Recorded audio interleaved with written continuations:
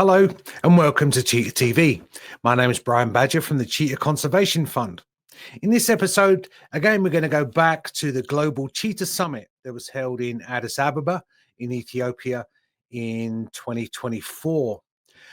We're kind of going to cover two topics with this talk. And in fact, we've got two speakers that I'm going to share with you in just a few minutes.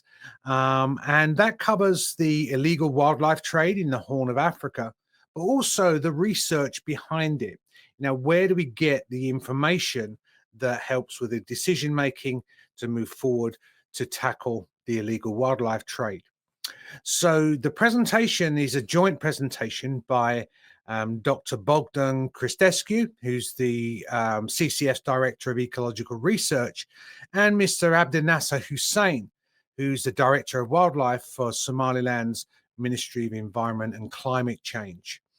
So if you like the videos and you find them interesting, please like and share and help the channel grow and help spread the information and hopefully educate as many people as we can on these very vital topics. You can also find all the information about the Global Cheetah Summit, the declaration, and all information and resources on the holistic approach to conservation that CCF is so famous for. So without further ado, I'm going to share with you the presentations done by Dr. Cristescu, Mr. Hussein.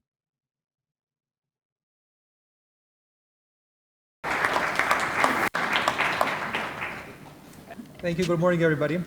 And I want to introduce also Mr. Abdinasir Hussein from MOACC Somaliland, Directorate of Wildlife, who is our key collaborator. And he will assist by giving the second part of the talk, which will focus on conservation evidence or evidence of presence of cheetahs in Somaliland specifically.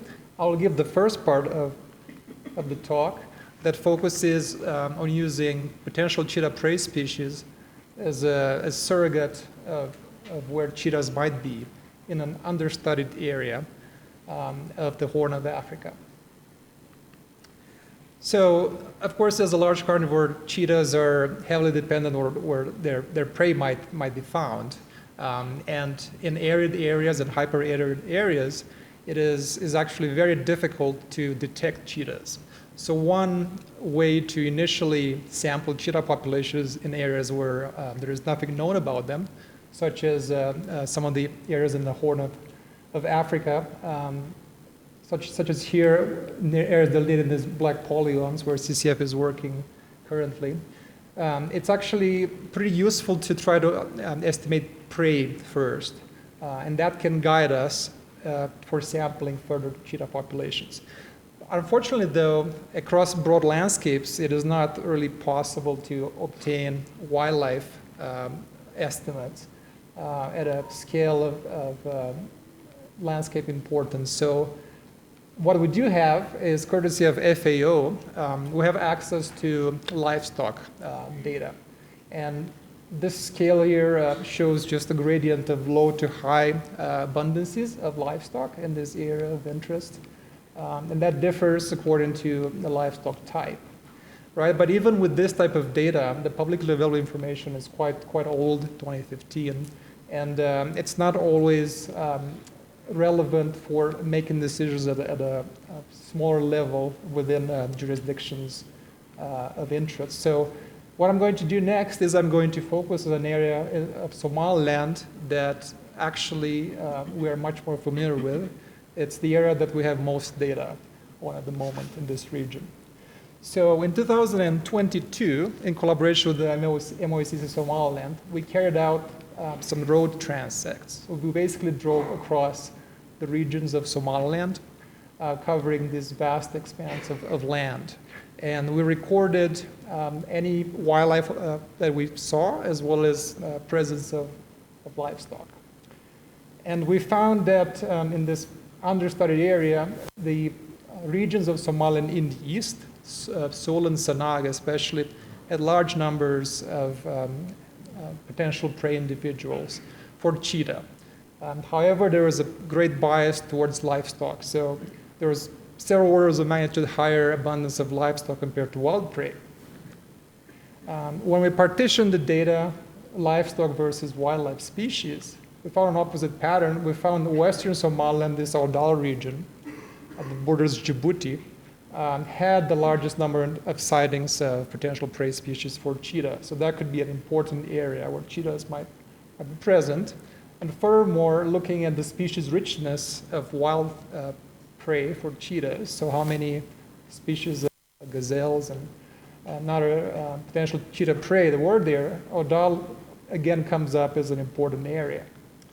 One nice thing about doing these ground-based surveys is they provide special information on distribution of either wild prey or livestock. So in this example, the large livestock are given on the left, the small stock on the right. And this hotspot mapping shows that central areas of Somaliland seem to have a lot of livestock. There are also localized hotspots in the west, in this Awdal region, which coincide with areas where we detected a lot of cheetah prey. So that to us shows that there's an opportunity for cheetah persistence in these areas because we have prey species there. But at the same time, it could be an area that has a lot of potential for human-wildlife conflict, interactions between cheetah and livestock. One key source of information on prey species in the western southern Somaliland is FAO. They did some aerial surveys, helicopter surveys in 2021. And color-coded here are various prey species. So yellow, white, and red are symbols for detected gazelles, various species of gazelles. So this coastal area of Somaliland here, which is sort of a floodplain system, much lower elevation, has pretty widely distributed prey, according to the aerial survey data. The predominance of green here are basically locations of Giranok, which seem to utilize these higher elevation, more topographically complex area. If we were to learn something from the movement of people and pastoralists in that region, they tend to track the rainfall patterns and sort of surf the green wave. They follow the vegetation development across seasons and migrate for hundreds of kilometers. And it's very possible that especially the gazelle species do the same thing. And it's certainly worthwhile investing more effort in trying to understand how this type of dynamic might influence not only the prey species, but also the cheetahs, who might be looking at a migratory cheetah population that's transboundary here through Djibouti, Ethiopia, and Somaliland. So for the next 3 years, we're going to be busy doing some surveys, systematic with extensive camera trapping grids, about 20,000 square kilometers each. They're color-coded here by major biomes. It's a big collaborative project, and we're hoping to have a lot of information to contribute in the coming years. Hello to everyone. My name is Abdinasir Hussein Saed, Director of Wildlife Somaliland.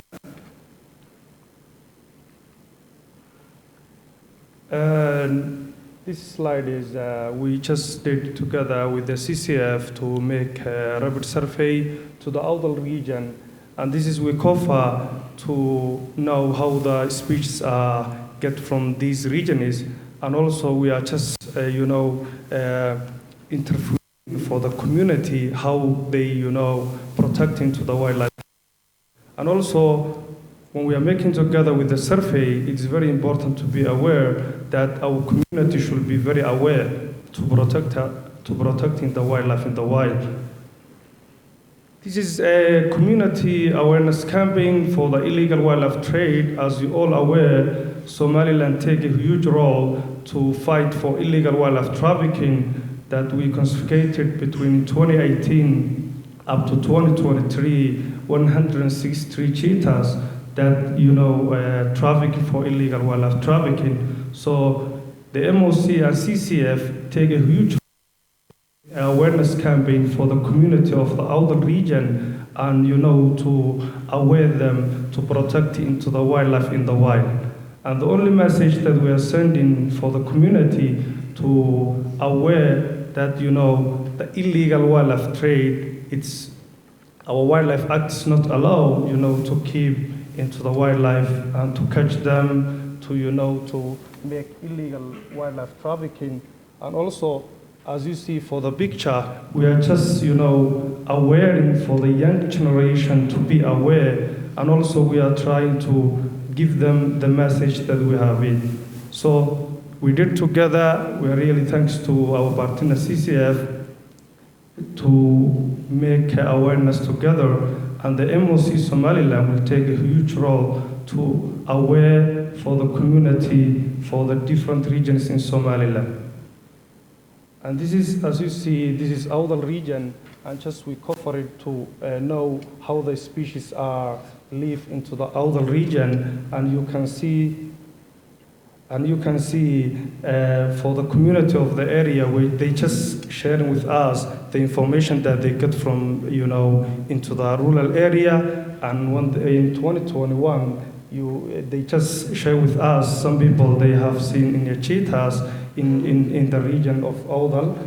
And also, when we get from that information, we have done from there to make more awareness in Bon and Harirat area, and also we confiscate a lot of cheetahs in here.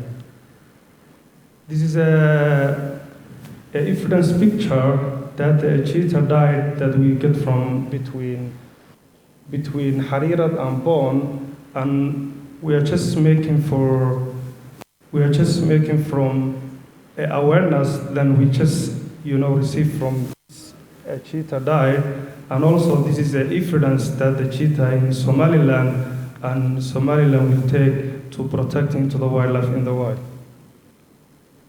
And this is also for the cheetah that our CCF staff of Gedable Rescue Cheetah Center, they just one of the staff of the member of Gedable, he just took a capture from this picture, and this is the evidence that the cheetah is there, and just we need to stop illegal wildlife trafficking. And also, I will mention, together we can stop for illegal wildlife trafficking, and one region cannot stop for illegal wildlife trafficking, but when we are together and collaborate together and share the information, we can stop for illegal wildlife trafficking. The reason that we are here today to work to take action to stop for illegal wildlife trafficking. Thank you so much. I really appreciate it.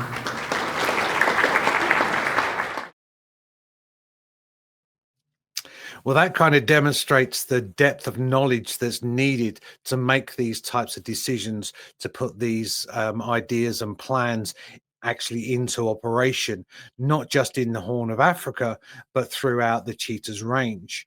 So the collaboration, really, the theme of the summit was conservation through collaboration, and the presentation that you've just seen kind of highlights all of those different aspects being brought together, and using kind of not what you may think, when you're trying to study the cheetah, then you have to look a lot broader than that, and looking at the livestock and the wildlife and the prey species and the people, obviously, is incredibly important. So hopefully that kind of sheds some light on some of the in-depth research that was going on and is going on, because, as we all know, his conservation is never done. So if you like the videos, please like and share, and leave comments in the comment section, and for any future episodes that you may want to learn about, let us know and we'll do what we can